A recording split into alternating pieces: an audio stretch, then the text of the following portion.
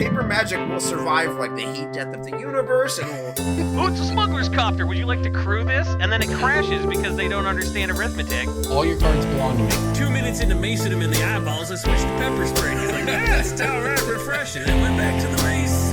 Magic is dying. I'm done. Selling everything. I might be a hoarder. And yes, I don't have the crayons or glue to explain this to you right now.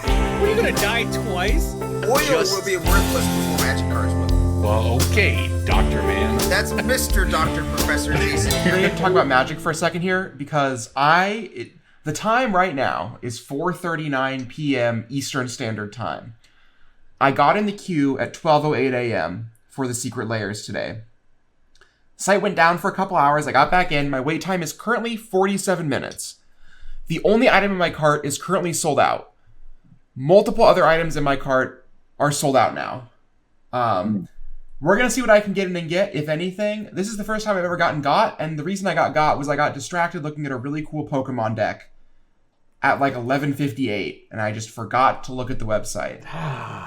I've had that happen a couple times, and I've since trained myself to just you gotta lock in for those last 5 minutes. You gotta Rise and grind. I was babysitting my phone because I decided to do it on my phone, and I had to like move my phone so it didn't like lock screen and kick me out of the queue or some shit, and I accidentally refreshed the page, and it's like, don't close this window, and then when I refreshed, it sent me somewhere completely different, and I was able to jump back in the queue. It seems only one of the secret layers is actually sold out, though. The Tragic Romance one currently, the foil edition, is the only one sold out, which means all the bundles are no longer available.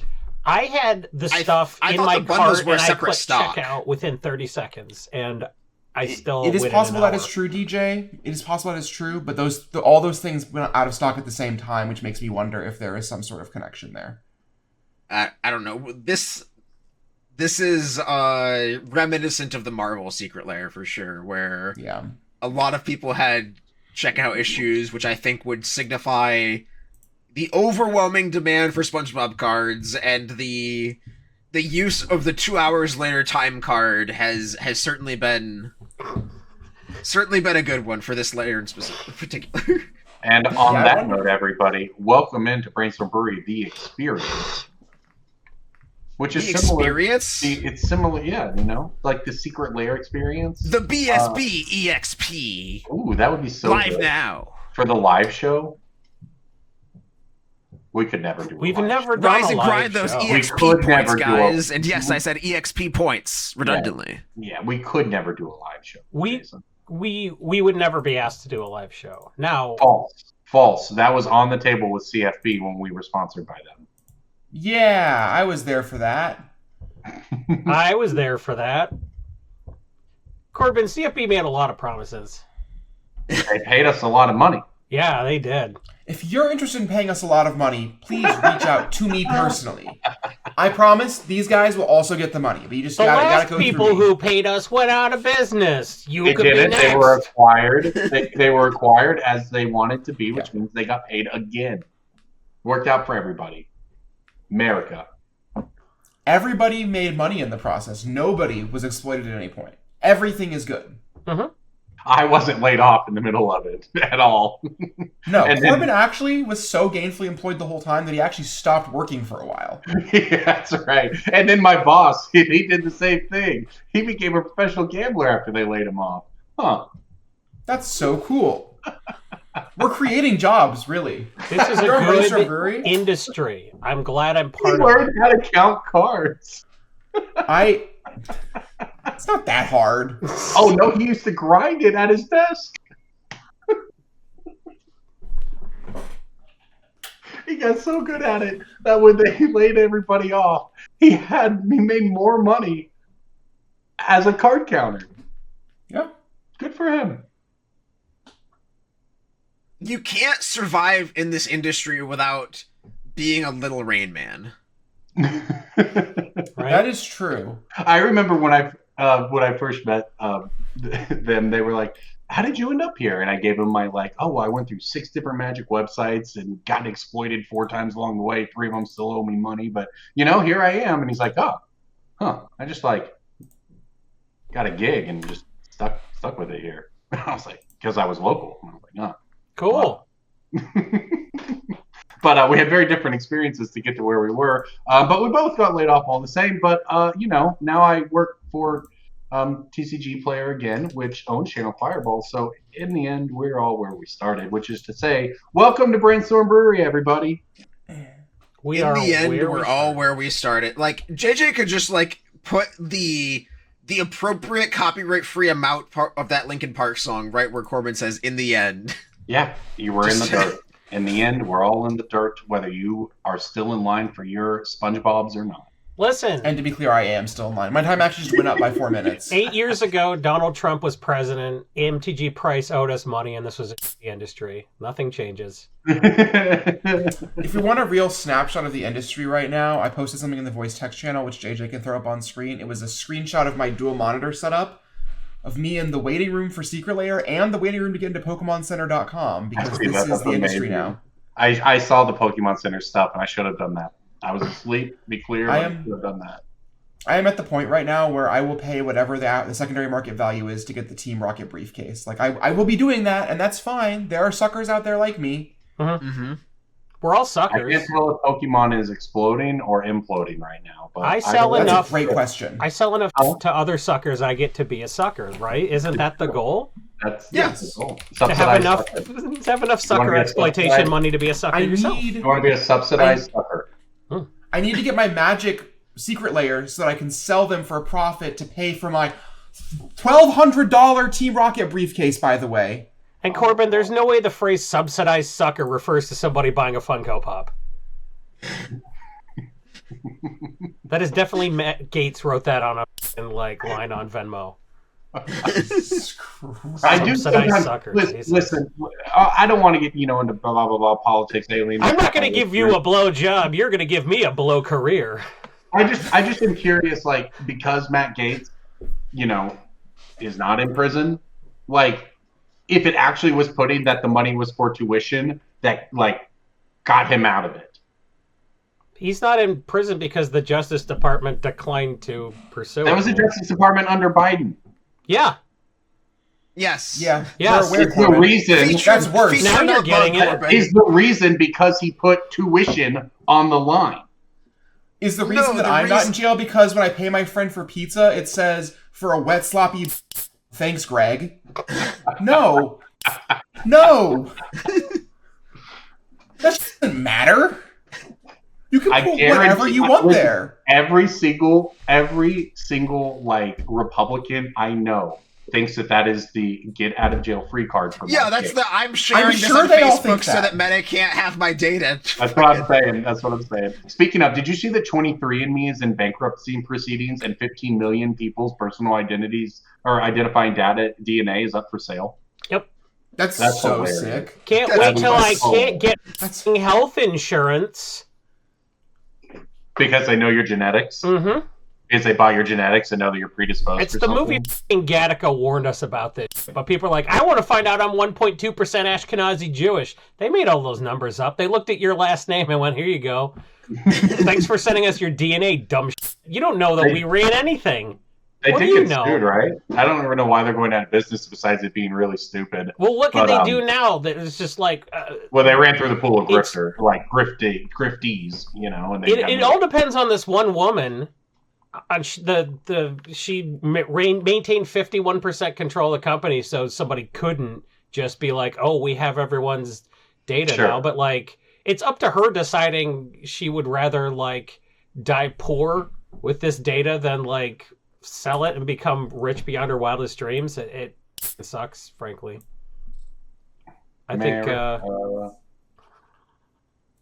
fuck yeah. It's fine. The internet was the American dream because I'm American. The American dream is what happened to those people on that plane in Toronto or wherever it was. Right? What?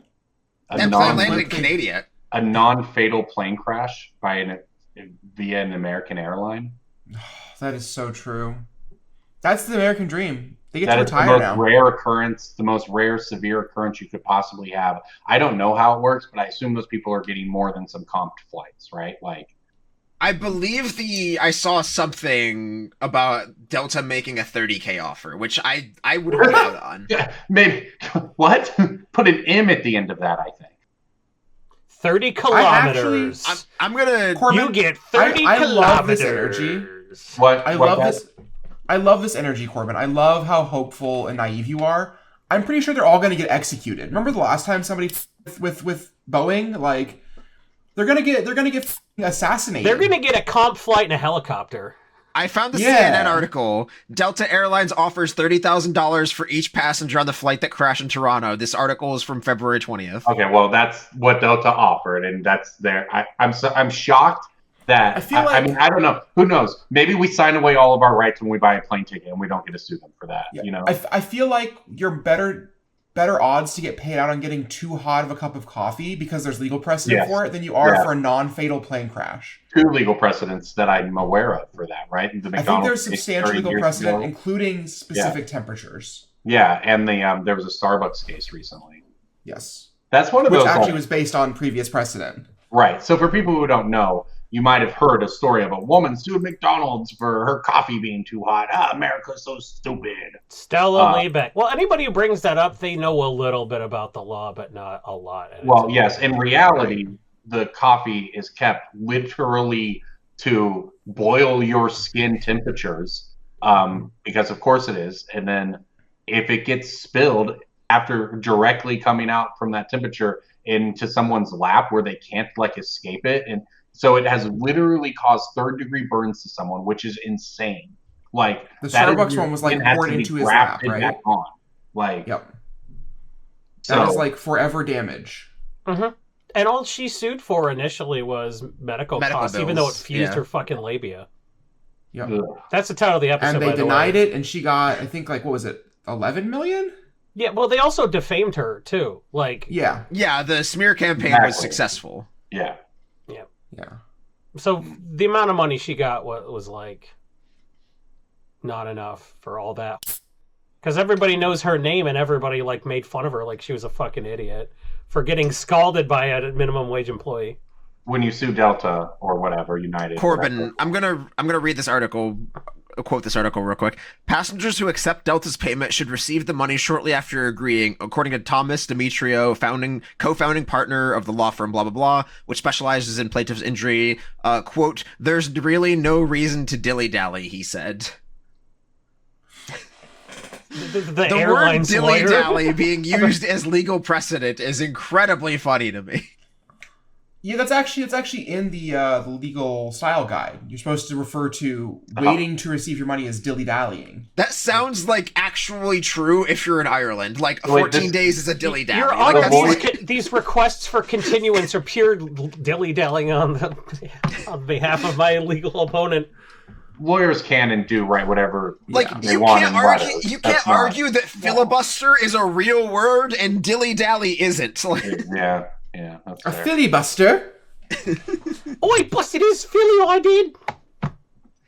Well, welcome to the show, everybody. You've got, this welcome is where to the show. We haven't started the podcast. No, we started the show 10 minutes ago, bro. Yeah. This is where we're at. It's a mailbag type episode, which is why we are just jumping all around. Why can't it be a female bag type episode? Yeah, Corbin. Oh, well. Don't be misogynistic. I think. Yeah, what about Futz, Corbin? Big post office got to me on that one, I'm not going to lie. Why has it got to be a post office? Why can't it be a pre-office? Yeah. I thought you were going to go with why can't it be a post on this? That's not even funny. It's pretty good, actually. It's funny when I deadpan it after. No, the opposite. Anyway. No, it's the pre-on fire. It's the opposite of the post office. The pre-on fire. What about pre-Malone? We are deep in the bag. Speaking of deep in the bag, that was where the top 4 player in the NRG Championship last week was keeping their sideboard card. And then they just pulled them onto their lap and into their hand. That's where that guy spilled that Starbucks. It's like a crotch-themed episode, folks. Yeah, it's actually insanity because, so I'm commentating last weekend. We catch a deck list error because we see 2 planes in play and 1 on their list. we send that information on to the judge staff. Shortly, there's an investigation. Shortly thereafter, the player is disqualified. The player in the quarterfinals goes straight to the finals. A few days later, the player in the quarterfinals who had lost to the player who was named DQ'd makes a statement. Someone else goes into it, starts pulling all the footage, slows everything down, makes 1 billion GIFs so everyone can look at it. Then someone else notices, hey, you can actually literally see them pull the card from their hand into their lap and replace it with a sideboard card. It's just actually unhinged on camera in your lap cheating. Like, kids these days don't know about Alex Bertoncini. It does just seem, again, and obviously we all we're all shocked every time someone does something this like aggro, but this is Bush League. This game deserves a better class of criminal. Like, I agree. Yes, at least Alex Bertoncini. Thank you. So this is not in any way in supporting him, to be clear, but for sure. The reason why he got away with so much is that he was kind of smart about it for the most part. The moments when he got caught was when he slipped up a little bit, and it took so much back then to get him, even with lots of new evidence. Yeah. But nowadays you have these amateurs just like trying Bush League stuff, and they get caught immediately. And you know what? Good. Palming cards, man. God. Yeah, like a card in hand is worth 2 in the lap, right? Like. Yeah. Bertoncini also like cultivated years worth of goodwill and like charisma before going for the dirty stuff of celebrity. Like he would.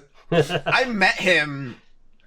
The first time I met him, he let me borrow and like leave the table with the foil cube deck I was playing in his cube. Yep. He's just like, oh, I like drafted this cube deck of all foil modern cards. He's like, oh yeah, just go play around, whatever. I'll bring it back after. Some guy vouched for you, right? Yeah, you're good. And I'm like, oh, he's so cool. Like, just incredible charisma. He's like, what are the odds that 2 people in this 8-person pod are a filthy liar and a cheater? Like, you're probably an honest dude. If you can't identify the filthy liar and the cheater, it probably means it's you. Yeah. And if you can, that other guy's cool. Let him borrow you back. I have this is maybe not the best time. Judging in Magic is in a weird / bad place, some might say. This person, as I understand, was not actually disqualified for cheating. No one caught the in the lap cheat until like Tuesday after the event. They were disqualified. Oh. But that's my understanding. No one saw it until the person who made the Google Doc with the GIF didn't even see it. The first time I read through the doc, I didn't see it. Someone else at some point was like, hey, if you look real close, blah, blah, you can actually see the cheat occur. And then you can, right? And now that's what's been clipped out and et cetera, right? But no one saw it in real time. The person, from my understanding, got DQ'd because of the deck list problem and the deck list not matching what was clearly on camera. Yeah. Wow. I don't know. Weird situation. But the cheat, for what it's worth, wasn't caught in real time. It was just caught that something shady enough is going on. Something shady is going on here, right? And they were DQ'd. So they had a basic in their sideboard. You don't get white. No. So they had like 2 planes in play, but they had 1 planes in their deck. And 1 in their sideboard? Right? No. So you said they put a sideboard card from their lap. They did. The cheat that like everyone is going around now, they drew a Battlefield Forge, acted like they were going to play Battlefield Forge from their hand. It's like not 100% it's a Battlefield Forge, but it's like 95% it's a Battlefield Forge. Then later, you can literally see a card sitting on their lap. Then you can see them pull the card down from their hand to their lap. The next time you see their hand, it's now become the other Forge, Phyrexian Forge, the one that is really good against Forge. Yes, Urbrass Forge, the best sideboard card against blue-white control, the matchup. So they put their best sideboard card on their lap and then swapped it out with a land. Game 1? No, game 2. Oh. We came in on game 2 because the coverage wasn't on them. So they kept the sideboard card on a secret hand to always draw it. I see. Yeah. Instead of putting it in their deck, they put it in their lap. People were tweeting out stories like, oh, we also saw them play a Restless Bivouac at some point, and that's not in their list. Oh, God. So it's like, man, were they also keeping when we needed mana fixing, we have that in the hand too? Like, that's what it seems like. Like, what an interesting critter. But this is... And I'm a person who almost thinks got there's away very with it, little though. cheating happening in Magic. On the whole, I think there is very little cheating because I tend to think people get caught fairly quickly. Yeah. But there's been a rash of cheating incidents recently and lack of punishment. I think part of it is a lot of people who started playing Magic in 2020 or 2021 through Arena, or there's a whole new crop of players. They never had to learn how to play against the cheaters. I think I've had a couple of people cheat against me that I didn't catch, but I've had like 3 opponents disqualified in my Magic career because like a lot of people just do something illegal and then try not to get caught doing it. They lie and about lie to a judge. Yeah. Right. Yeah. But like one time I had an opponent who I just like, I'm always keeping track of how many cards are in my opponent's hand. Like when my opponent does certain game actions, I watch them do them. Like, don't let your opponent ever put their hand below the table. Like, you can't just be sheepish like, hey, hands above the table. You have to be like, no, hands up now. Like, there's a certain level of protecting yourself that you need to do that I think is something that a lot of new players don't have. Oh, for sure, yeah. It's awkward, too. It's also hard to explain this to people, be like, hey, I know that you've been playing Magic for a year. This is your first RC. Your opponent was definitely trying to scum you, and the only reason they didn't get away with it was X, Y, and Z, right? Like, it's a combination of people not having the tools to identify cheaters and the judge system being in this weird intermediary, limbo, non-existent space. People just feel emboldened and feel like they can get away with anything. Yeah, I'm going to say this, and I've actually not really communicated this publicly. This feels like a fine place to do this. I think that the judge paradigm of the last 5 or so years has directly led to an increase in cheating because of we can just fix it to what you meant to do type of thing. Yeah. And I think that has led to a lot of people just fixing things when they messed up, which is cheating. Right? Like the mana tapping at the Pro Tour is the best example, right? Where someone tapped their mana wrong, drew a card. And I'm not even saying but I'm saying that they actually thought that they were fine, right? Because they thought that they were fine because that has been the paradigm of the judging is we'll just fix everything. I have seen egregious takebacks over the past several years in Magic that no longtime tournament player would ever think are reasonable, we'll just go back and do this, of triggers and shit. Like, it's crazy what I've seen judges rewind and allow taken back. And I think that's led to because from a judging, they purposefully didn't want to punish players for making technical mistakes or whatever, right? They don't want to just like be handing out game losses, right? So they came up with this, we want to get things to the way players meant it to be, right? We kind of assume good intent and fix things as best we can.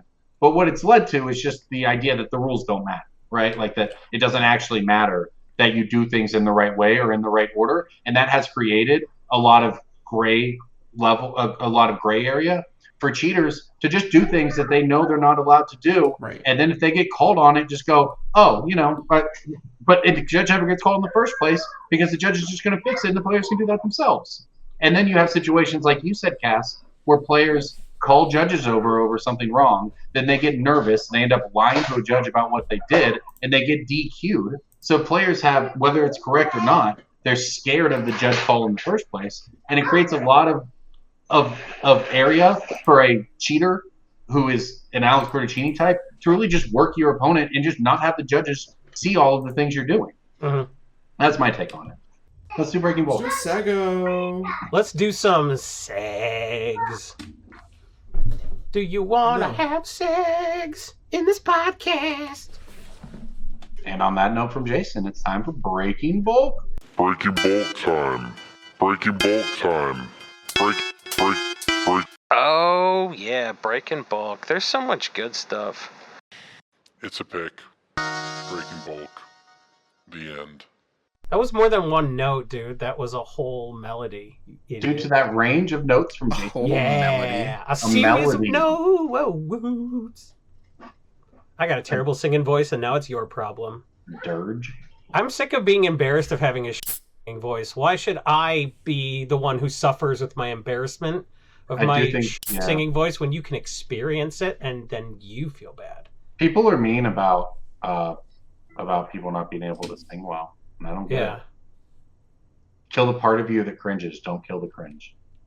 I have a take on this. Sorry, I'm commandeering the podcast for a moment. If you show up to karaoke and you're a good singer, f*** you. Yeah. Okay, if you show up and you're just like... Okay, hold up. That's a very homophobic statement. Corbin, Go ahead. I have taken the reins. I have the reins right now. I'm curious. I'm interested. If you show up and like you're pretty good, that's fine. If you show up and you're like a classically trained singer and you're doing Rebel Yell and making Billy Idol look like a random idiot, get out of here. Don't come to karaoke. I get it. You're going there. You're trying. You're to look bringing a 5 to a 3 pot is what you're doing. Karaoke is about being the drunkest you've ever been, singing a song that is not in your range, singing it as bad as you can, and everyone just being like, yes. Yeah, I get it. I need the drunkest 55-year-old Japanese businessman I've ever seen in my life to sing Your Heart Will Go On off key. I need that. Being good at karaoke is like Jerry Seinfeld bumping a dude getting his 5 minutes at an open mic. Okay, but here's the thing. If you are someone who happens to be a naturally gifted singer, are you just excluded from karaoke? Yeah. Do you have to be or do you have to be the asshole who sits in the corner and goes, I'm too good for this, I don't want to make y'all look bad. LeBron James is barred from playing pickup games with 5-year-olds. Yeah, that's probably true. Look, but like as an example, the basketball analogy just made him stutter. Like as an he example, turned it into basketball, he's like, I agree with it's her. a bad analogy. No, listen. I mean, it's maybe a good analogy, but it doesn't work because NBA players do play pickup with random people all the time. Like 5-year-olds is not the analogy. We're talking about adults. Like they do play pickup. They just don't go hard. Right? So is there karaoke is for people who are embarrassed to sing if they don't get drunk. If you are not embarrassed to sing, then you. If Celine Dion shows up to your local karaoke night, that's cool because it's Celine Dion, right? If someone you've never heard of who's an opera singer shows up to your local karaoke night to stunt on people, that's tacky. Okay, but like to stunt on people versus maybe they like to sing and now they don't get to do their activity because they're good at it. Like, if you're good at it, do it somewhere where being good at it matters. Yeah. Or with other people who are also good at it. Yeah. There's so many people we can't play Magic with then. Great. I don't want to play Magic. Listen, I want to play against the person who's also 7-0 at a tournament. You know what I'm saying? Yeah, I get that. I'm just like... I mean, you wouldn't understand Corbin, but like I do. There's a lot of people who, like, when you walk into a room sometimes that the other people are just not on the same level as you as Magic players, right?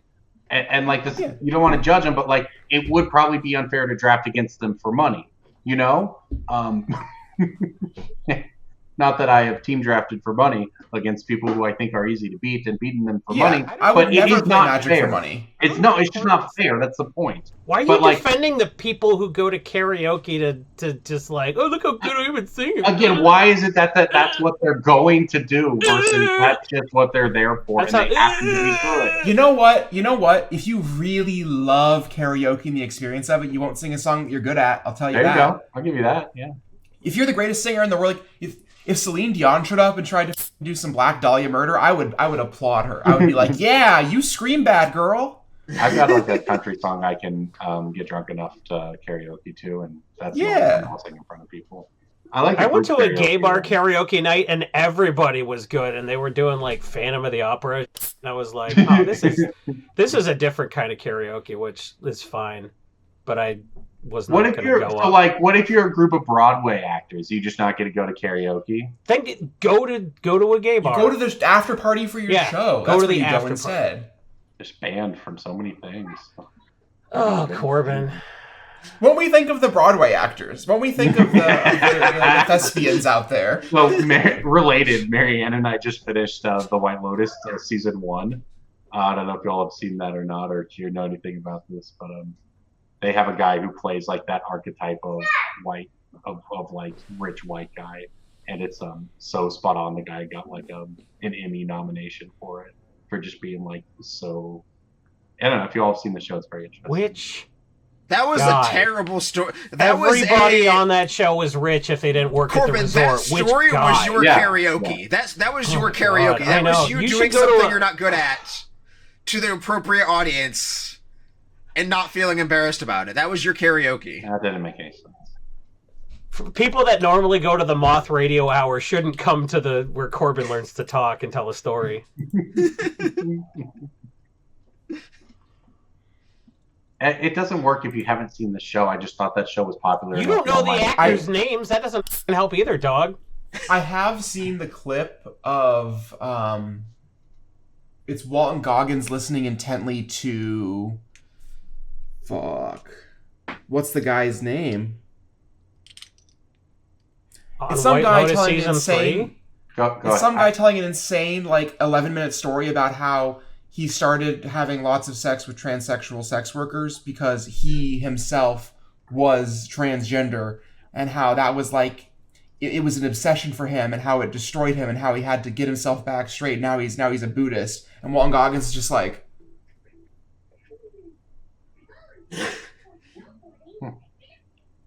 and it's just it's a crazy monologue. I gotta look this up. I like how you said. I just think it's unhinged. I thought you all would have seen. You said humana. That was really funny. Jason, you've seen that show, yeah? What? Have you seen that show? I've seen seasons 1 and 2. I'm talking about. I just watched season 1 over the weekend. Yeah, I saw it when it was first on 8 years ago or whatever. Oh, it's anyway. The guy who's the asshole husband. Sam Rockwell was the one who gave the insane monologue. Does the stabbing. One in got a thing for it. Sam Rockwell can do lots of great monologues, I would imagine, right? Sam Rockwell's a hell of an actor. Yeah. Acting's not that hard, but he's really good at it.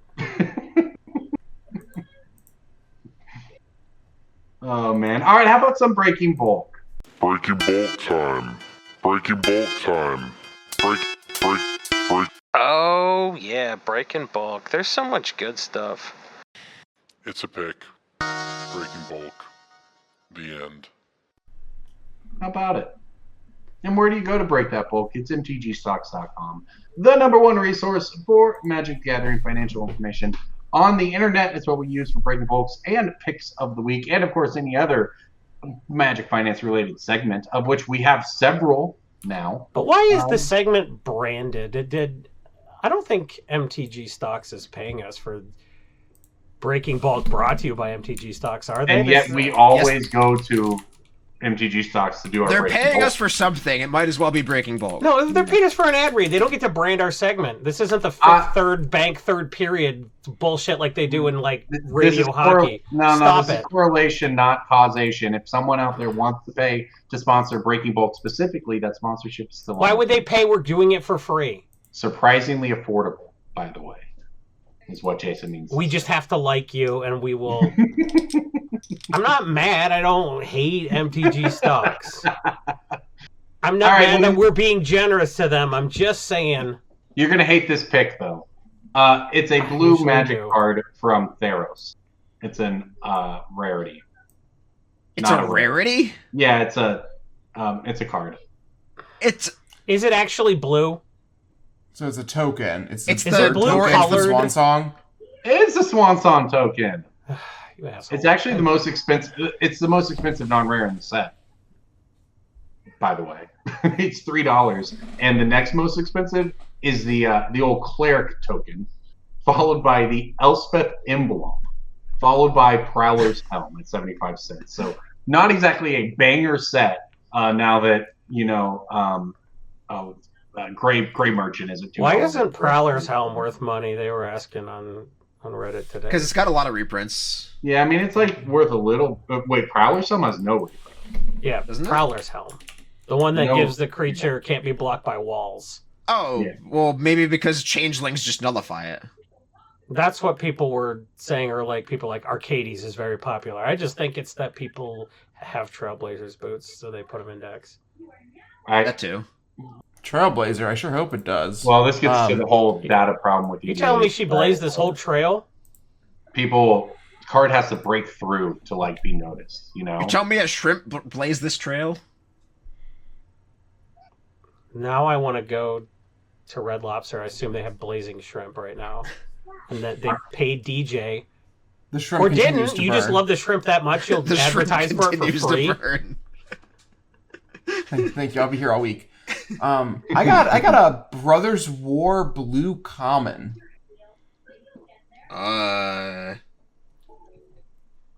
What's Brothers War? Is it gear? Like a weird gear? Is there a 1 mana blue unblockable creature that's like a 1/2? No. Is it an instant? I believe I said creature. But is it have flash? No. I actually have save. considered playing this card in Legacy recently. I don't know anything about this set, which is so funny. Because I had After Brothers War Breaking Ball. Surrender. White flag emoji. In Standard, Pioneer, Modern, and soon to be Legacy in my hands. Okay, so this is no real formats. This is a blue common from Brothers War. Yes. Yeah, I'm sure it's also seen playing Commander. It's That's a creature. Well, we'll find out.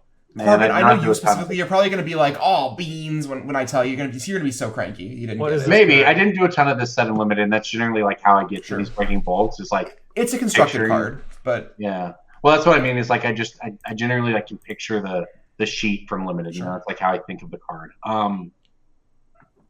I'm fully cheating. This set it was a while ago. it is Phalaji Archaeologist. I just played the shit out of this card. Yeah, this card's great. I guess I didn't know this that's what card's set it was. amazing. Yeah. I thought it was uncommon. It has a buy list for a quarter to CK. And it was a card that was worth nothing for most of the time the set was actually being opened, and so there's probably still lots of them in bulk. Make sure you're plucking them. This card notably has 0 power and 3 toughness, and so it always triggers for Plagon, Lord of the Beach, a card I am trying to play on Legacy with Karaoke and just draw a bunch of cards. Negation is light one of the halflings and cards. play. Yeah, Force of Negation is. We were talking about that before the show. Archaeologist been played along that. It's good fodder. It's good fodder for filling your graveyard. It actually just does all kinds of things for a bunch of different decks. Yep. He's playing Modern Charbelcher, Standard it's seen, or it's also a Modern it's seen play in the Goryo's Vengeance decks. Standard it's seen play in some of the weird Reanimator strategies. Great card. Yeah, I tried it for a while when I was trying to make the infinite untap with Field Researcher combo work in Standard, where if you have Deep Root Pilgrimage, you can make infinite tokens with 2 of those untapping each other, and Agatha the Soul Cauldron can make any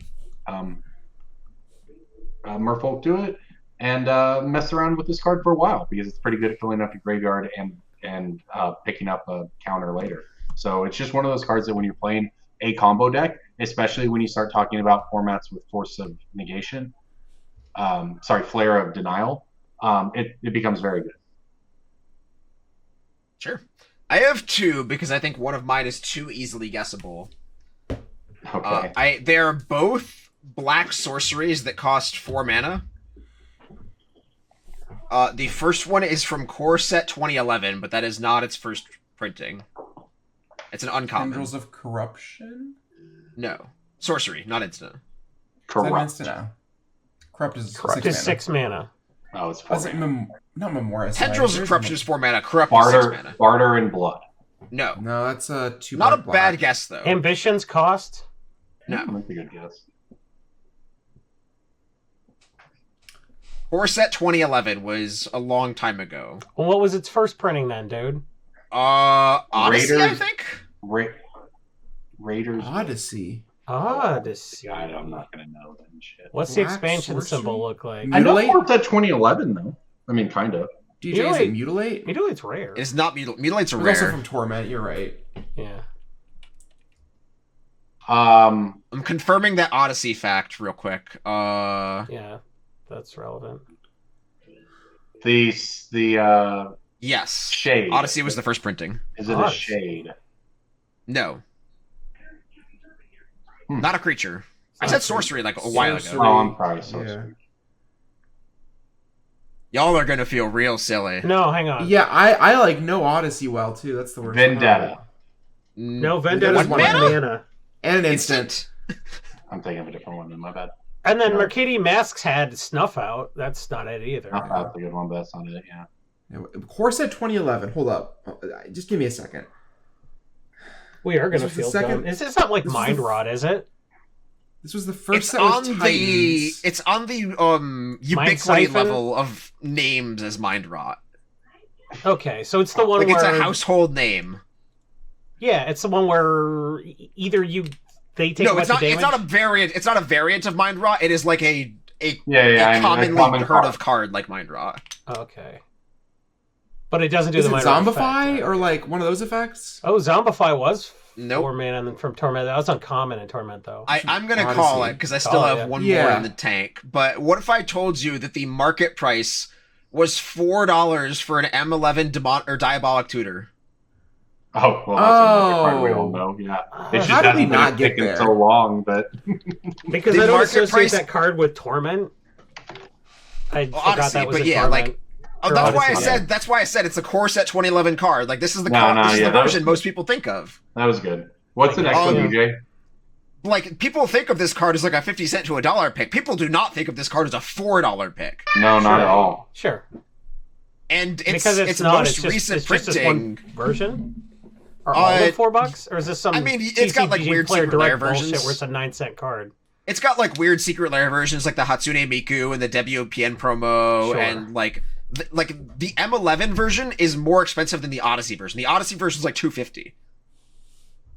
That's 250 the still a wild part to lot me. for this It card. is for sure, but like you would think that like some weird pre-modern or old border like rarity would like make the old one be worth. No, just M11 Diabolic Tutor, lot of money. My next one is a Visions rare that's 4 mana black sorcery from Visions. Pillar Times of Aku. No. Damn. 4 mana black sorcery from Visions. That's sorcery. It's a Visions rare from. Yeah. Everyone discards and you draw. Did you say sorcery? I did say sorcery. I thought Diabolic Tutor was going to be the easy ones. This one's tougher, I think. Everyone discards and you draw. No. No. Vision's rare. That's an Mono black? onslaught uncommon. Mono I black. think, Corbin. Oh, Black Vision's rare. Did not play them. Not a creature. And this- Yeah, I got. I don't know. Torment of Hailfire has precedent, and that precedent is Forbidden Ritual. No, this card. 4 mana black sorcery, sacrifice a card in play, target opponent loses 2 life unless they sacrifice a permanent or choose and discard a card. You may repeat this process as many times as you choose. So it's Torment of Hailfire, but you have to sacrifice permanents instead of paying X. That card's cool. That is cool. And people are just And it's like starting to $2. And Visions is a set that does not have set symbol rarity, so... Yeah, and it's not on the reserved list, so it's not one of those things that people pulled out just because it was RL, right? It is, Or right? it is on the reserve list. I don't think all Visions rares were. It's target Confirming. opponent. No, it's the difference. It's target opponent. That's true. Torment of Hailfire is each opponent. This is, not. But it's like a couple bucks. Forbidden Ritual. Definitely goes as Don't somebody. bulk Visions It is rares. part of the reserve list. Oh, it is RL. Jeez. So Yeah. it didn't even go up on the basis of... It's just, well, that's why it's worth money in the first place. I guess, yeah. Well, don't bulk out reserve list rares. You heard it here first. Well, and if you happen to come across any cards with a little V on them where the set symbol is, remember that there are no rarities colors on them. Means V4, they're not all commons. That Kukis and Keeper of Kukis are not the same rarity. How could they be? Jason, Anyway. you got to wrap it up this week. I have a Brothers War common as well, but mine is a green instant.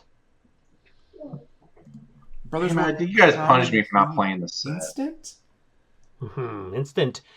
Card Kingdom will give you 94 cents credit for this card. Is this the not? It's like a punch spell.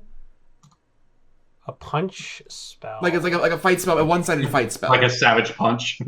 Yeah, like target That's creature what I always controls think damage of. its No, power to any it target. is not a punch spell. I'm gonna have nothing. I forfeit. I feel bad because this is like one So of the it's an 2 instant? sets I haven't played in the past 3 years. It is a juiced instant. It's 2 mana for a green instant from Brothers War. This does 5 things for 2 mana. It's not Five +5/+5, is it? No. Oh, that's a good It's answer. almost that good. It's almost that good. +5/+5 is 10 things, if you ask me. What's I the guess card? that's fair. Yeah, I yield. Gaia's Gift. Don't know this card. Put a 1/1 counter on target creature you control. It gains reach, trample, hexproof, and indestructible till the end of the turn. That's a lot of things. It is among the best of those. I mean, I still prefer like Tameo's safekeeping. I'm just trying to keep one thing alive, you know. But like, if you are willing to invest the 2 mana and you are like attacking or blocking, Gaia's Gift is a real ass kicking. Or if you would rather just have 94 cents Card Kingdom credit, you could buy a real Magic card that can be arranged. Gaia's Gift is just like a different texture of Overprotect, which is another card that I believe has been a Breaking Bulk / Pick of the Week type. Yeah. Before, so that I think this is a slam dunk, Jason. And these would actually all be Overprotect in particular would be a great financial pickup, if not for the fact that Nowhere to Run exists. And Overprotect is uncommon and the exact same cost on Card Kingdom as Gaia's Gift. Yeah. Overprotect gets played sometimes in the Gruul decks and stuff, but Nowhere to Run, removing hexproof from things really, which I think is good because those decks has identified that people want all of that. Even stuff like Ram Through, they're selling for 79 cents because it sells. Yeah, Ram Through is sweet. Combat Tricks do not really have a precedent of being Breaking Bulks. Yeah, they do. Vines of the Vastwood, Monstrous Rage, Blossoming Defense is still a dollar. The one that makes your creature unblockable. Distortion Strike. Yeah, Tameo's Safekeeping, Tyvar Stand. For a while. Yeah. Okay, actually, fair enough. DJ, you were so wrong on that one. Well, that's fair. That's very allowed. It's how we think about them. I think about Combat Tricks more than most people, to be fair. It's really the EDH ones that say, like, for 1 green mana, my commander does not die, actually. Right. That's why it's actually why I think Nowhere to Run is important in Standard, because the Mice deck that just gives your Mice trample and haste and double strike out of nowhere, being able to protect it for 1 mana would actually be pretty busted when Monstrous Rage would be the best card. Yeah. Okay, well, there you go, everybody. It's a well done breaking bulk, even though none of us did much. I think all of us are winners there. We picked good ones if it's hard, right? Yeah. Okay, DJ put Mailbag in the teaser for the notes, so I put Mailbag in the show notes. So it's time for DJ to tell us what Mailbag means. Mailbag means that if you write an email to us, then you should probably get like a colonoscopy or something, because nowadays everybody comments on our YouTube videos, which is good. We appreciate the engagement. Comments on YouTube videos, I suppose, are much better than emails because they still go to our email, but they actually count towards engagement. So I can still go to the email that I have access to, unlike Corbin, who loses your emails. So we can go through the YouTube still has comments. That laptop. False. Yeah, that's actually the opposite. I keep them forever. Now they're my emails. Mm-hmm. They're in the vault. Corbin's going to lose half of the emails in the divorce, is what he's saying. I can't wait till your wife, like, Rochester drafts your collection in court.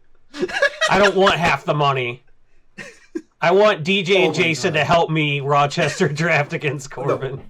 Why would you ask either of you two for help drafting? I'm right here. We're value drafting, though. We're not playing to win. We're playing for money. We're playing to hurt Corbin. In that situation, you're taking the cards that are A, worth the most money, or have the most sentimental value. His Chance Mutavaults may not be the most expensive cards he owns, but they're the ones that mean the most to him. Mm-hmm. And she is going to get those in the divorce. Do you understand me? I've thought about this. I've thought about this so many times. I will sell. She should ask for one of your Mutavaults. To not legal advice. If you have any drafting advice, let me know. And also, so sorry to hear about your divorce. Yeah, this is how Corbin found out. She told him on the 4th of May. This is what DJ meant by the mailbag. She served in papers that said, "May divorce be with you." On the 4th of May. I was going to say, DJ explaining how YouTube comments to email pipeline works on the show was something, but that was something else we just did. So I wait. Corbin, one of the YouTube comments here from an @Marianne Hostler. Corbin, check your email real quick. What other emails do we have that people, or comments that people left at youtube.com/Brainstorm Brewery? So we have some game submissions. I submitted a game recently where we have 4 cards. One of them is not bulk. I list all 4 card names, and then we pitched it to you, the listener/viewer/engager of our product, to pitch names for that game. A couple of them we have so far are Trey Bulk, like TRES, Trey Bulk. Because 3 of them are bulk and 1 of them is not. Bulk or bust, which I feel like that's also kind of that one's kind of. Let me tell you, like, I'm gonna pick the bust every time, baby. Boston makes me feel good. Balkan, not so much. Somebody submitted either Goblin Game, which is okay. Like we'll come back to that. Table that one. What if we call it 4-card Monty? That. Sure, I like it. Strike It Rich. Strike It Rich is a better Breaking Bulk name. Like I would rather upgrade Breaking Bulk to Strike It Rich. But we sold the sponsor already. We've already printed the T-shirts. Breaking Bulk brought to you by MTG. Don't ask where we printed the T-shirts either. I thought of Diamonds Among the Dimes or Find the Finance for this person's big on alliteration, I guess. Find the Finance. How you come up with good titles? Find the Finance sounds like something the lawyer asks in court. Like, find the finance on the doll. Like, where is it? Here's my pitch, right? Ready? Hey, asshole, which one of these cards ain't bulk? Can we actually play that clip every time before this segment? Yes, that's perfect. That should not be the name of the segment. However, that should be the stinger. JJ, hold up. Everyone at home, put it on 2x speed. Everyone else, name JJ. JJ. Clip that. All right, back to the show. You could have just sent him an email. or a YouTube comment, apparently. YouTube comments. Somebody YouTube said comment would be really dump. helpful because you just you put in the thing clip 5314 or whatever. I didn't love any of those titles though. I'm not gonna lie. Yeah, you guys are fucking idiots, listeners, man. step your game up. Jeez.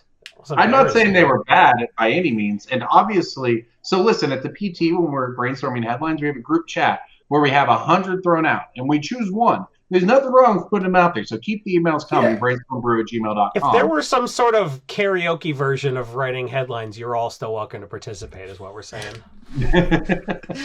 I will delete half the YouTube comments because I don't want unlucky suggestions. That's a good point. Yeah, we know. Oh man. Great. What a great breaking bulk. I guess it's time for pick of the week, huh? Well, now, speaking of DJ, do we have one of those segments on tap this week? Yes, I do. I have a Strike It Rich / Find the Finance / I don't like any of these. Segment to be named later. Our segment TBD. I'm bulking here. Find dimes in your diamonds. To remind everyone who was not listening last week, which in case you didn't listen last week, you missed out. I am going to name 4 card names. I'm not going to be specific about sets or printings or whatever. They're just non-foil regular versions. 3 of these cards are bulk rares or bulk commons or bulk common. They're trash. They're worthless. One of them is not. Dreadhorde Arcanist.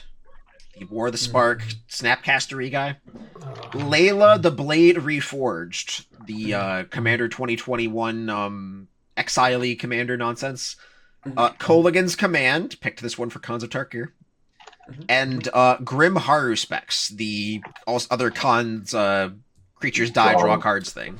Okay, so Lalia was in Modern Horizons 3 as a rare. Layla's bulk. Yeah. Dreadhorde Arcanist. Dreadhorde Arcanist is bulk. It's been printed anywhere. like 50 times. I think Haruspex is the money guy. Haruspex worries me about reprints is the only thing. But that's a card that can get reprinted 5 times and still be like $3. It could be. It's not. It's like the most powerful EDH. What about K Command? Do we think it's just not a thing? K Command's bulk. I recently bought some for somebody who's building a Dead Modern Decks battle box. I feel there's a lot of versions of K Command that are worth like $1, but the base version I do not believe is because it was in Modern Horizons 3 Commander in one of the bad decks. Which means that when you bought bundles of them, Yeah. Actually, the Ripple Foil is like 36 cents. Well, yeah, and K Command, I don't think is much of a pioneer player. It's basically been replaced by Fabled Mirror Breaker, I would say, in almost every type of Rakdos list. So Grim Haruspex seems like the best bet here. Yeah. All right, y'all are too good at this. I gotta step my game up. I'm picking 2 easy ones. I gotta make this a little more difficult. Dreadhorde Arcanist was supposed to be the trip there because that card was recently over $1, but it was in Foundation's Jumpstart of all things. Yeah, I know. The Dreadhorde Arcanist was recently valuable, but last year it was in Foundation's Jumpstart, so I was hoping that would scanned a lot of Foundation to price them for the shop, and it's you scan a Progenitus and you hear the little boom boom boom to tell you it's worth 30 cents. You have the sound on when you're scanning, like professionally? No. Jason, that was the trademark Prices Right. Also, I scan like 13 cards in a week. I think we're demonetized. We didn't make any money, but I think we're demonetized. We've never made money at this. We need people to watch it first. Or go to BSB.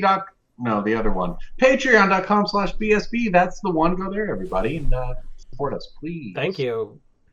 Join our Discord. This sucks like Red Horde Arcanist, by the way. Speaking of YouTube comments, we have one that I reads like we paid for a bot to post it.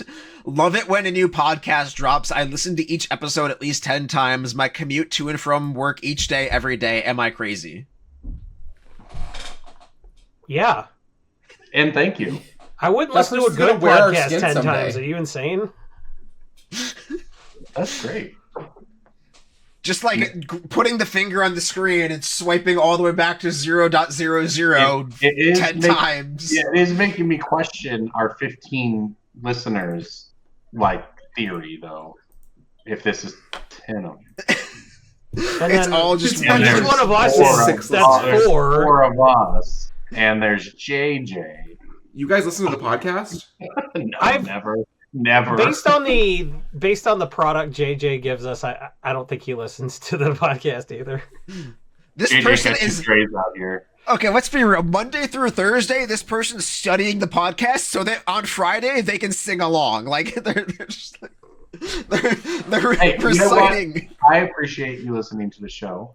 And I appreciate everyone who goes to patreon.com/BSB and gives us his every other listener, step your game up. Get to this person's level. I wrote you a song. A bunch of my locals and most adoring fans do listen to the cast. And if it's any of you listening to it 10 times a week, just like, don't ever tell me it's you because I will become scared of you. I'm scared of you now. I won't say this. I hope my friends don't make fun of me. Some of them listen to the podcast, but won't ever like tell me they listen to the podcast. But it's in their YouTube watch history. But like, how do you know that? Because you get hired by Doge or something. Well, like we play Magic at their house every Friday, right? So like in between games, you just fart around on YouTube on the TV, right? The point is, they show up in these stories enough that I've got them hooked a little bit, so they listen. It's a very effective strategy. You know, somebody in that group got Skullstorm, man. Right? Hey, you know, everybody in California, I'm going to talk about you on the podcast. So. Let me just shout out some locals real quick. Shout out to Simon for playing his first ever Real Legacy event and winning it. Hey, good for him. Shout out to... Hard to follow that shout out up for anyone else, to be honest. Shout out to Dave Long for finally taking a match off me in a competitive match of Legacy. Honestly, one of my better achievements until that happened. That dude's a tough cookie. Slops to... Honestly, shout out to Marvin, local, great guy. We sat down for our match and I told him, I got an axe to grind and I'm about to take it out on you. I did beat the brakes off him for like a good 40 minutes. Good sport. Nice guy. That's my shout outs for the week. Excellent. DJ, this is the last note I have before we get to pick of the week, but what does Fight the Hydra mean? Oh, so I was going... It's like just offhandedly, like, what does this mean? You can't just put this into the notes. What do you mean I can't just put this into the notes? I am the notes. Fight the Hydra. Oh, yeah. Fight the Hydra, guys. What does that mean? DJ's the notes guy, I'm the talent, Corbin's the good looks, and Jason's the funny guy. I thought I was the good looks. I was recently going through some of my my nonsense shelf, which is just vintage acquisitions and accessories of things you get in collections. You know, like the weird life counters, the novels, the stuff that has value but is hard to sell. And yeah, that kind of stuff. And I listed, for those of you who also, again, reminder about that colonoscopy, you got to drink that fluid stuff all day. It's not going to be good. But if you're that old, pee right out of your butt, and you remember the original Theros pre-release, there was a mini game at the Theros pre-release called Fight the Hydra. Those are like $50 now if you can even find them. The LGS would get a little deck box that had Hydra cards, and it was a 60-card pre-contained deck that was kind of like an archenemy style minigame where 3 players would fight the Hydra with their pre-release decks or their regular decks or whatever. And it's kind of like a dungeon where you have a pre-constructed list of rules to follow as the Hydra, and you don't make decisions. But like Jason said, the Fight the Hydra sealed precon is like $80. 80. Wow. With some recent sales at that number. There were also similar events for Born of the God and Journey to Nyx, which are the other 2 sets after Theros. Those also have similar mini games, but they're not worth as much. The Journey to Nyx one's only like $10 or $15, but these are just things that I came across in collections. And if you are somebody who like works with an LGS or worked with an LGS in the past, and you have access to that thing, and you're just like, it's in the box, just chuck it on eBay or TCG Player and cross your fingers, and eventually it'll pay for your staff's lunch for a day. Like, it's just a weird thing that I You know what else is worth money? Everybody that got one of these sheets, they popped them. So if you have one, well, that was anyway. Prop comedy, Jason. He hates prop comedy, my man. daughter. The physical bits are out of control. We have an audience of simpletons. I'm just trying to get down on their level. That's my line, Jason. Normally, you're the one who's so nice to our fans. Yes, Jason is renowned for his courteousness to fans, I would say. Oh, don't tell me you're a fan, and there's a chance I'll be nice to you. But there is only a chance. If you tell me you're a fan, there's no chance I'll be nice to you, and that's the difference. It's time for Pick of the Week. Pick of the week, pick of the week, pick of the week. Time for the pick of the week.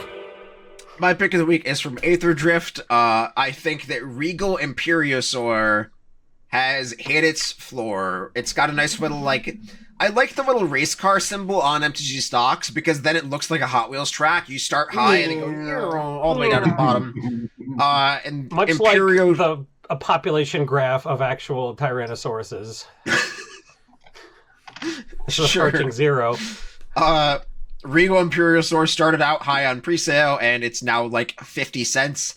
The card is a 3-mana 5/4, which is below rate in terms of like actual power toughness stuff. But that's not what matters. What matters is the text that says other dinosaurs you control get +1/+1. I think Lord effects are good financially long term, and people will fill their cart with these. And a few years from now, if it dodges reprints, it'll be a few dollars. And it won't dodge reprints. I just bought one. Will. I mean, I just bought one for my own Grading Blue deck. It's an auto-including in the Dino deck, and there's lots of dinosaurs. It's a 3-mana dinosaur. Yeah, exactly. So you sit up there with your thumb up for like 40 turns while you play your 9th land, yeah. My pick of the week this week is a Modern Horizons 3 rare. It is Emperor of Bones, a card that is around $5, has seen a price ceiling around $10, and I think it is a card that will continue to impress. Fuck magic card. Modern is about to change. We assume that there's going to be something banned on the coming Monday, 1 week from our recording, a couple days from listening. Most people think that Underworld Breach is going to go, and I know that Emperor of Bones interacts with graveyard decks. Doesn't really do that much against Underworld Breach because they just kind of put all the cards in the graveyard at once. But in a world where people are doing things like getting to Delirium to try and cast Emrakul, or grindy graveyard stuff with Ketramos, this is the kind of card that I would love to have in my Modern collection. So if you don't have any, maybe pick up your playset. $20 for a playset's not too bad. Card has a lot of room to grow. Rares from Modern Horizons 3 can see $10. And while you're buying, I like the other one, the Evo Witness. I like foils of that. It's the same kind of card. It's Lord of Bones is so good. Yes. All the adapt cards that say whenever a counter is put on this, those cards are all way stronger than they look. Evolution Witness actually is part of a fun combo where you put Blade of the Blood Chief on it and then just keep casting the same Walking Ballista over and over again. That's really funny. I built the Wise Mothman deck, and I was just putting 1/1 counters on stuff but like as soon as I realized how good Evo Witness was, that the deck is, I'm trying to mill myself with rad counters, and then kill them with a reverse, what's it called? Scape shift by casting all my lands out of the graveyard. I think that'd be funny. Splendid I've never really Reclamation. done that before. So like, Evil Witness is so dumb in that deck, and so is Lord of Bones. Just like every time somebody mills a non-land, like you put a counter on Lord of Bones and then get whatever creature they just milled. It's stupid. It's a really good card, and it's too cheap. You're right. I really like that. I don't know. I just get really excited when I'm actually excited about building a deck, and then somebody talks about Emperor of Bones is also a card that's like playable. Like it's powerful enough for Legacy, and so it's definitely powerful enough for whatever commander deck you're building. Like it is strong. You got to get rid of it immediately. It ties all of the decks together in Modern that play it. Yep. Because and don't just kill it. They'll bring it back with Evolution Witness. I really like the idea of adapting my Emperor of Bones, getting the value, attacking you, hitting you for 4, and then in combat damage and jitsuing it back with Kaito. That's pretty exciting to me. Yeah, it's pretty sick. Yeah, it's a crazy card. 100%. I'm feeling combat today too, actually. Go ahead, Jason. I'm feeling Brotherhood Regalia. Brotherhood Regalia is basically more money than the what's his nuts, the Silver Shroud costume, which is crazy. Brotherhood Regalia is an uncommon from Assassin's Creed, but it doesn't matter because when you buy a pack of Assassin's Creed, you're going to get 1 Brotherhood Regalia and like 3 of every rare. So it's more rare than basically every legendary creature in that set. Like for real, if you buy boxes of Brotherhood or Assassin's Creed, which I do whenever I can, it's really nuts how few of like the uncommons there are.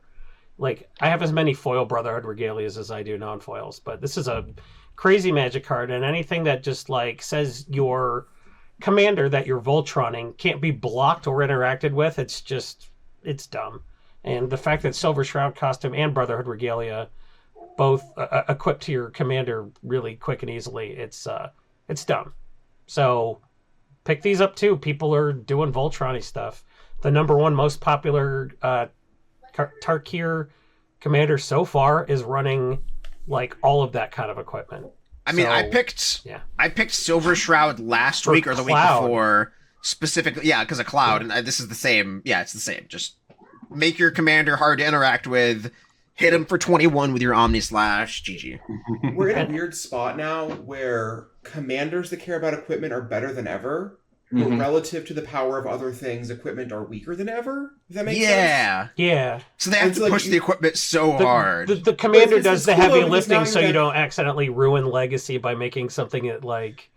Well, like, back in the day, it used to be like, oh, my commander's like pretty good, but the Sword of Fire and Ice is really the gravy on top. But now you actually get to be like, my commander is the cool part. And I think that's a really cool design direction they managed to push that in. That's all. Just a random, thought. Well, and they also started doing better than just random Boros commander attaches and equipment at the beginning of combat. Yeah, Rafik and Uro were just like, what is your purpose? I make a bunch of equipments be good. Oh, okay. But like, Earl the Miststalker is still really cool, though. I mean, Earl's like fine as a one-off because they made the card 15 years ago and we still talk about it as a one-off, right? But it's not exactly they can... A good Voltron commander wears an assault suit these days, right? Like, that's what you want in a Voltron commander? You want Slicer slicing people? Slicer makes people mad, man. Slicer, no slicing. All right, I'll wrap it up this week. I'm coming in Tarkir fueled here. Karthus Tyrant of Jund. $5 is actually the low that this card got to. It's about wild. 6-7 right now. You can get a double Masters version for that price. It's just starting to move from 5 to that mark. And the Alara Reborn, the original version, has not really started to move much at all. And I think it probably will, right? It's just, I don't know if it'll go crazy, but it was a mythic the first time it was printed. The second time it was printed, it was also a mythic. It was in a secret lair as well. I guess you can mess around with that. I don't actually like the art on that one, but it's $10 and starting to climb a little bit. I just think that with all the dragons coming out in Tarkir Dragon Storm, Karthus is just generally a good bet for a powerful dragon. Sure. All right, yeah, no comments. It means it was perfect. Karthus is kind It of was like a perfect. good commander in addition to like being good in the 99. So like I think it's good. Karthus. Yeah, when it enters play, gain control of all dragons, dragons, but also other dragons you control naturally have haste. It's really fun. It does have the small issue of being a Jund dragon in a set about wedges, so that there's a little bit less overlap than I'd like. But that said, there's going to be some 5-color dragon deck that people are going to build because of cards from Tarkir, and if it's I mean, there's the 5-color enchantment that's the coalition victory. Like, Tiamat has been spiking Tiamat got bought out over the weekend. So, yeah, and that's obviously a 5-color dragon. So I think it's just going to be all of the above when it comes to this set. And probably, I mean, then I guess Final Fantasy will be kind of self-contained. We'll see what goes from there. But it seems like it's just like clockwork. Dragon set spikes dragons. Yeah. Enchantment set spikes. And that's where we're at, which is good. I mean, a lot of people are coming in and picking up those old cards. All right. Well, I think that probably wraps it up for us this week. I've got the Arena Championship this weekend. I don't know if you all have any Magic on tap, but Tarkir Dragonstorm is probably just around the corner right now. I am home until April 17th or 18th, whatever the Laughing Dragon Santa Clara event is. And then I will be at Minneapolis May 1st. Yep. Not going to be in Denver, but that's okay. I'm enjoying my break. Yeah, enjoy. I will be in Denver. I am taking this weekend off, doing pre-releases for Tarkir, playing a Legacy 2K locally, and then I did qualify for Minneapolis, so I will be there. Come hell or high water. It is my favorite city in the country, so I will see all of you in Minneapolis. Yeah. Yeah. All right. Well, we'll have a mini convention. Thank you for listening to Brainstorm Brewery, everybody. Thank you to our sponsors, MTGstocks, and thank you to all of you who go to patreon.com/BSB to make the show possible. Appreciate everybody. This is Brainstorm Brewery. We'll see you next week. That was a good episode. It's a good episode, isn't it?